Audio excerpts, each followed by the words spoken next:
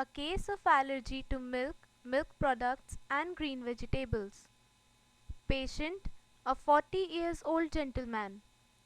First consultation on 8 September 2011. History of the case. For the past about 4 years, he was suffering from hyperacidity and constipation, also sleeplessness. He was unable to take even little tea with milk. The trouble used to precipitate from milk, milk products, and green vegetables, though curd did not trouble him. The indicated medicine was started. He responded well to the treatment.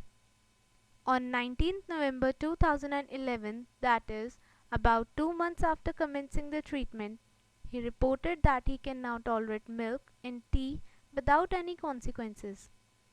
But green vegetables still cause trouble. Treatment continued. On 23rd December 2011, he became able to take a little milk without untoward symptoms.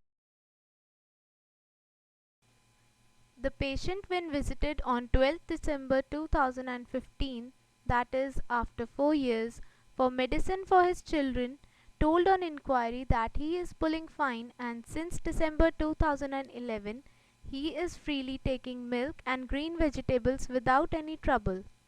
Now listen to his story in his own words.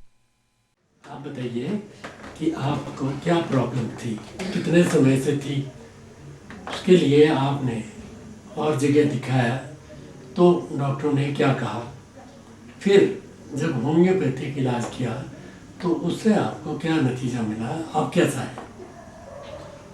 Doctor साहब, मुझे समस्या थी दूध और दूध से बनी हुई चीज़ों को खाने से मुझे एसिडिटी बन जाती थी, लूज मोशन हो जाना लग जाता था और ज़्यादा क्वांटिटी में अगर खा दिया तो दिन में कई बार लूज मोशन हो जाता था।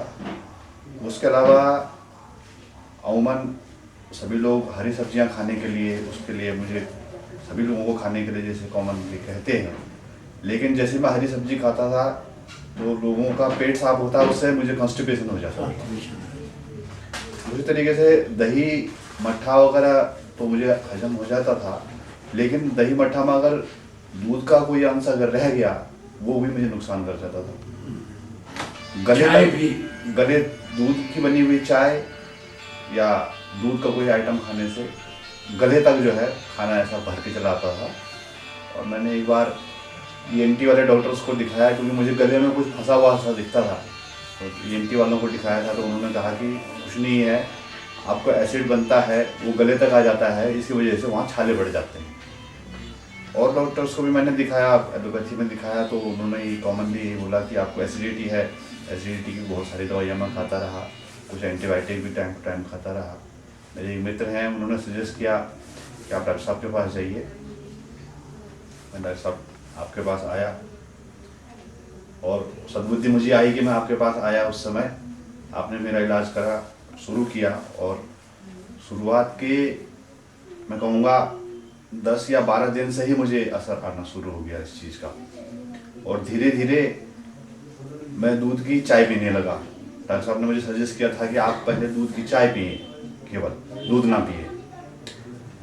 दूध की चाय पीते पीते जब मैं 2-3 महीने तक दूध की चाय पीता रहा, डॉक्टर साहब ने कहा कि आप 1/4 कप दूध पीना शुरू करिए आप। उसके बाद धीरे धीरे जब इलाज चला है मेरा 5-6 महीने तक कंटिन्यू मैं दवाइयाँ खाता रहा डॉक्टर साहब के शरण में आकर के।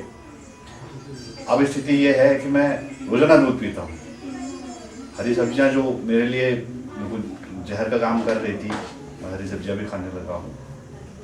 मैं शुक्रगुजार हूँ कि आपके आशीर्वाद से मैं एक स्वस्थ जीवन जी। कितने साल हो गए अब आपको ठीक हुए?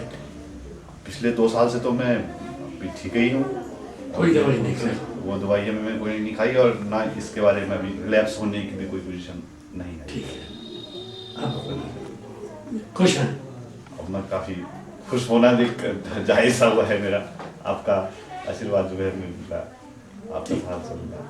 इसके अलावा मैं अपने बच्चों की दवाइयाँ रेगुलरली लेता रहा हूँ आपसे। मेरा छोटा बच्चा जो था उसको पेट की प्रॉब्लम बहुत हुआ करती थी और उसी ड्यूरेशन में जब मैं अपना इलाज करना है तो मैं अपनी उसकी भी दवाइयाँ यहाँ से जब शुरू की हैं तो उसकी जो कंटिन्यूसली वो 5-6 बार जो उसको लूज मोशन होते थे वो सब कंट्रोल में है और बहुत अच्छे नतीजे इस सारे इलाज में मिले। सबसे बड़ा असर, सबसे बड़ी अच्छी बात इसमें यह है कि इसके साइड इफ़ेक्ट्स कुछ नहीं होते। Thank you.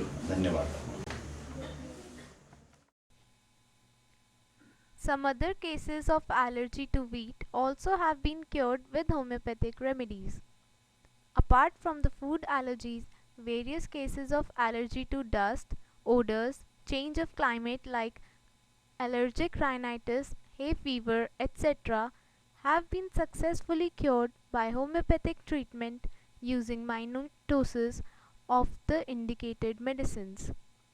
No anti-allergic medicines were even thought of.